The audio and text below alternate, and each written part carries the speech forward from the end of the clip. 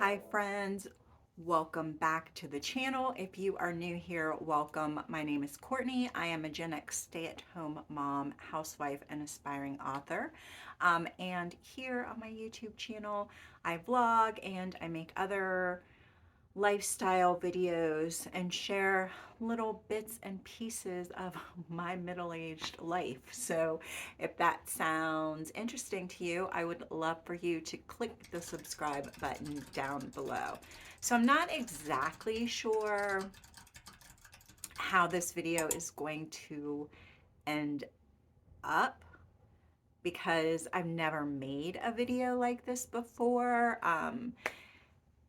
And I'm not exactly sure, like, in the end, how I want to, like, film everything and piece it together.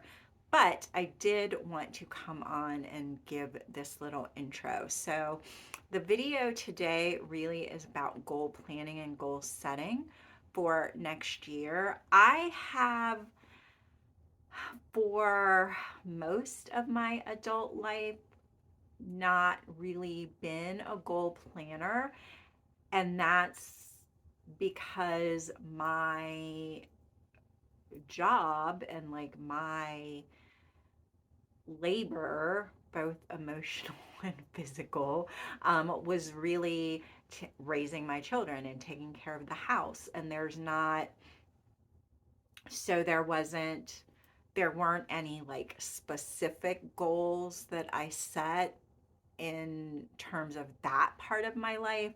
I mean, of course, I've had like resolutions for the new year, like, oh, spend more time with my family, lose weight, stick to a meal plan, like all of those kinds of things that people generally think about at the start of a new year.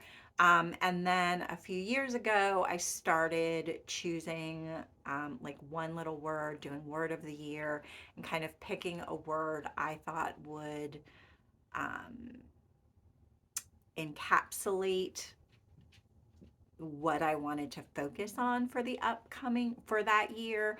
And so that was sort of helpful in helping me not necessarily set goals, but to live more intentionally, I think. Last year, my word was progress, and I really wanted to focus on making progress in some of my relationships, developing like closer relationships with my family, maintaining relationships with friends. I wanted to make more progress um, in in moving through my grief over the loss of my mom and kind of navigating that in a healthier way. I wanted to make progress on just like my body image and how I feel about myself and the thing, those sort of internal monologues that run through my head about myself. Um, I think my word of the year before that was, I don't even remember. I'd have to go back and look. I know one year it was like movement. Um, one year it was, I'm not sure. Um, but anyway, so those really kind of helped me, I guess, move more into like a mindset where I was kind of open to thinking about goals and planning things for my future. So choosing a word of the year really helped kind of transition me into like a headspace where I was thinking more about setting specific goals and having more specific ideas about my future. And so last year was the first year that I really tried to do that. And that is because I am an aspiring author. And so I had really been trying to come up um, with like a clear plan and have clear goals for publishing. And so I had some sort of long range goals for last year that I tried to break down into like quarterly plans, and it was my first experience attempting to do that. Did I I did sort of reach some of those goals. A lot of them I did not.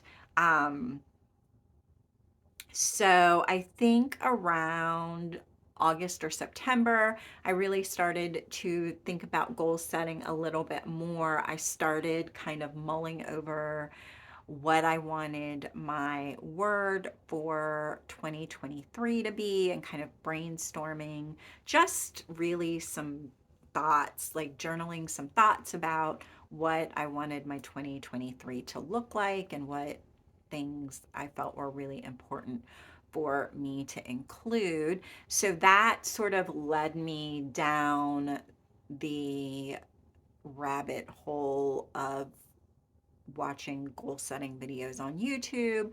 I found lots of people who were using like Power Sheets and the Maxi Life system. Power Sheets is not, it was something that I had been previously interested in.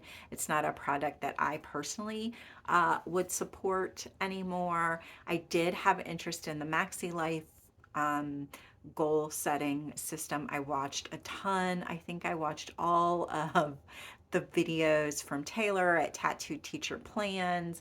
I've been watching videos from Lindsay on My Crafty Plans, kind of seeing how they use the Maxi Life. I hope I'm saying that, or is it Moxie Life? I think it's Moxie Life.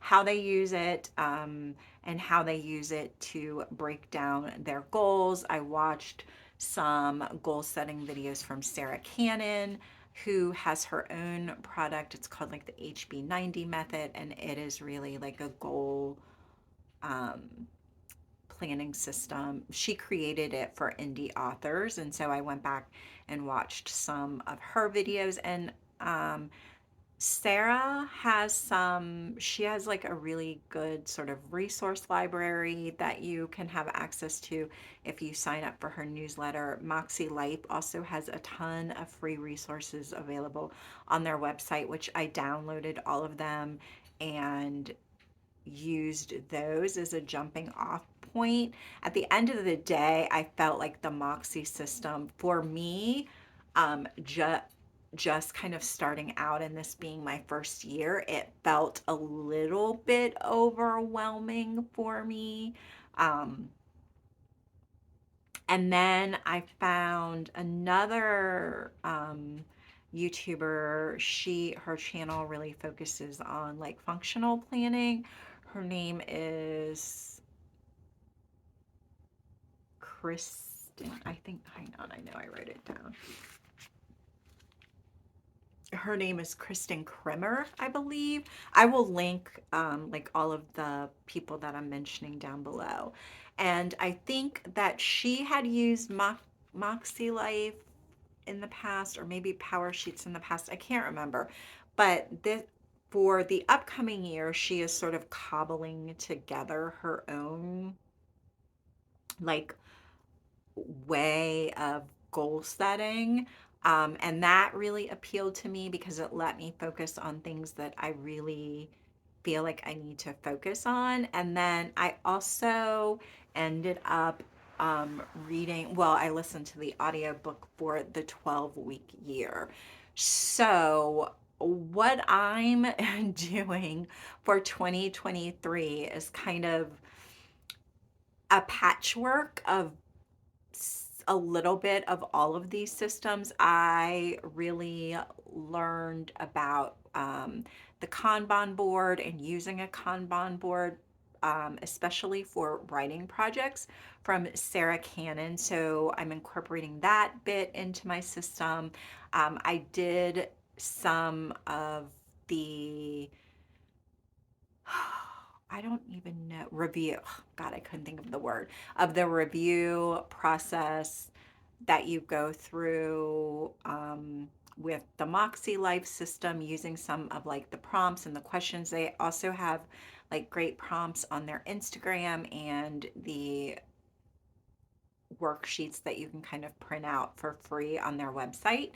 I used, and so I basically came up with the categories that I want to focus on in terms of setting goals for the entirety of 2023. And then I broke that down into the goals that I'm interested in focusing on in my first 12-week year. So when you hear the 12-week year, you may say, isn't that just like quarterly planning? A quarter is 12, a quarter a year is 12 weeks. And it is, and it isn't. It is in terms of it's 12 weeks just like a quarter would be. It isn't in the fact that you can start a 12-week year anytime you want to. I'm choosing to start it at the beginning of a new year. But you could decide to start a 12-week year in June if you wanted. Um, and really the key to that it's more of a methodology than it is an actual system. A lot of it has to do with the mindset of the 12-week year. And I hate like saying things like mindset. I don't know. It just feels really like guru-y to me. It feels very Dave Hollis, and that makes me uncomfortable. Um, but it really is a mindset where you go from annualized thinking. So when you set goals for an entire year, what happens is most people tend to start off really strong, and then somewhere around the 6 week mark, they kind of fall. They slack off a little bit on what they're trying to do. And they allow themselves to do this by saying, well, I've still got the whole rest of the year. And then it's June, and you say, well, I've still got 6 months. And then, it's September, and you say, well, I still have a few more months that I could kind of squeak by. And you never end up either it just kind of whatever you're trying to accomplish kind of gets pushed to the bottom of the list of priorities, or you do it but you never really do it with all of the energy and the focus that you could if you limited the scope of your focus. And that is also really in the 12-week year. They talk a lot about how we seek to have balance in life all the time, but it is impossible to have all the areas of your life in perfect balance at all times. So um, there's a benefit really in being out of balance, like being how did they word it? I'm sorry. I feel like ever since I don't know if it's like long COVID memory loss, if it's like premenopausal me- memory loss, or if it's like depression memory loss. It's being purposely out of balance is the term that I was looking for. So you really pick goals for that 12-week year to focus on knowing that the rest of your life is going to be out of balance, but it's only going to be out of balance for that 12 weeks. And I know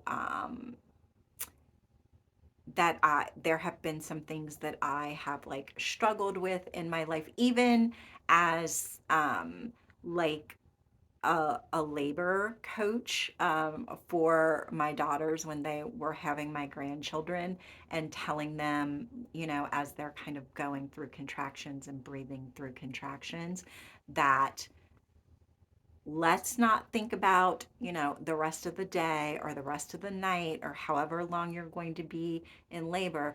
Let's just focus on this one contract. Let's just focus on this 5 minutes, right? You can do anything for 5 minutes.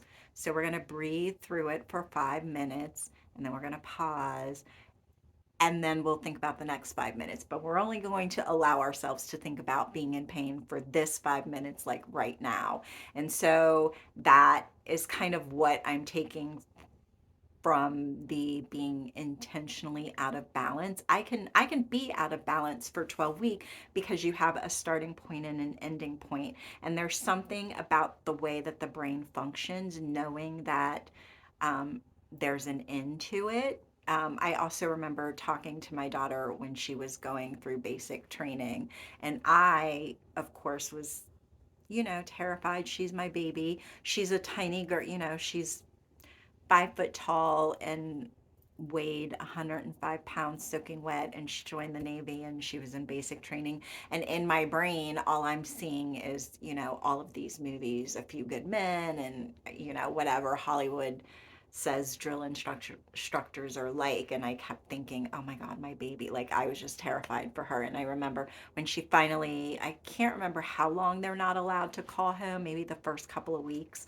But I remember when the first time we could finally talk to her, and I was really like kind of struggling to contain my emotions. I didn't want to get upset because I knew if I got upset, she would get upset. So I was really trying to kind of hold back what I was really feeling. But, I was saying, like, are you okay? Can you do this? And I remember her saying, Mom, it's just, I can't even remember how long, but like, I feel like it was a traumatic experience for me. So as a trauma response, I've like blocked out most of it. I don't even remember how long it was, but I remember her saying, like, it's 8 weeks. I can get through 8 weeks.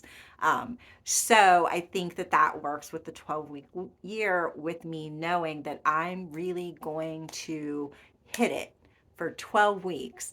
And then the idea is you do your 12-week year, you assess how you did, make changes and shifts if you need to whatever the goal is, or um, your the things that whether it's like the habits that you've tried to establish to make your goal easier to accomplish, the tactics is what they call it, that you have used to make sure that you really nail what it is you're trying to do. And then you can take a week or two off, and then you start your next 12-week year. So that is kind of what I'm attempting to do. I think I'm going to flip the camera down and kind of walk you through a little bit of my process. I hope that it's, I don't even know if this came out um, in a non-rambly, somewhat logical fashion. But I hope by kind of showing you a little bit of what I am trying to do, it will be a little bit more clear. So if you're interested in seeing exactly what my goals are going to be for my first 12-week year and what I am intending to do, to try to help myself accomplish these goals in the 12-week year, then that is what we're going to do now. So, the first thing I did was to kind of start thinking about my word of the year, and I was really debating between two words, embrace or emerge. And this is kind of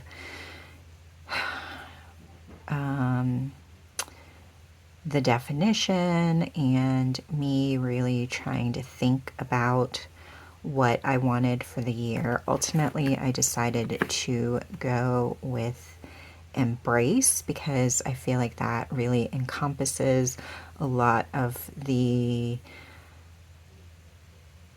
I guess, intentions I have for this year. And then I kind of went through, and this, I believe, is from the Moxie Life worksheets, and I just kind of wrote them out in this journal, and this is just a dot grid notebook from Michael's. So just what I could use more of, what I could use less of, things that I want to nurture, habits I want to develop, all of those sorts of things. And then these are just kind of some notes that I took on the 12-week year that kind of help me figure out what I wanted to do. And they really want you to go through the work of trying to figure out like what your overarching goal is and vision for your life, really. So I did a little bit of mind mapping about kind of what I want my life to look like. I kind of was planning out my ideal day, and then this is where I started breaking down specific goals for the entire year. I did kind of do the Moxie Life thing of breaking them down into categories and kind of assigning them a color, just because that is a super helpful way to keep things organized, like in your mind, or at least my mind. So just goals for writing, some financial goals, goals for blog and social media, health and wellness, home and family, and then personal. And then this is really where I started breaking down what I wanted my 12-week year to look like. So my goal for my 12-week year is to finish my book and publish it. So the publishing date that I have chosen is right after my first 12-week year ends. So doing the prep work for all of that is what I'm wanting to do in those 12 weeks. And that includes finishing my manuscript, sending it off to beta readers, making edits, sending it off to the editor, getting my cover designer the info, like all of that. And then part of having a successful launch for the book is really integrating that with my other social media. So I do have a blog. I want to set up a newsletter so that I can send out information on my writing, things like when the book is available for pre-order, any kind of behind the scenes information as I'm leading up to the publishing date, that sort of thing.